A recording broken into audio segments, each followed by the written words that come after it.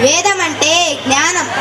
భారతీయుడు తన చుట్టూ ఉన్న ప్రకృతి శక్తులను గమనించి అవి తన శక్తులకు అతీతమైన శక్తులుగా గుర్తించి వాటి గొప్పతనాన్ని అంగీకరిస్తూ తనకర్థమైనంత మేరకు ప్రాకృతిక శక్తుల ప్రభావాన్ని కీర్తిస్తూ ఆ శక్తుల వినియోగాన్ని తన బుద్ధి ప్రసరించినంత మేరకు నమోదు చేస్తున్న గడియలే ఆ ప్రాచీన వేద సృష్టి కాలం. ప్రపంచ సారస్వత చరిత్రలో పరమాద్భుతం ఈ వేదవాంగ్మయాన్ని లిపిబద్ధంగా కాకుండా శృతాలు విలువైన బంగారు, కంచు, పాలరాయి, నల్లరాయిలను వాడారు. కానీ ఈ దేశవాసులు అక్షరాన్ని, శబ్దాన్ని ఎంచుకున్నారు. కట్టడాలు కూలిపోయాయి, విలువైన లోహాలు దొంగలించబడ్డాయి.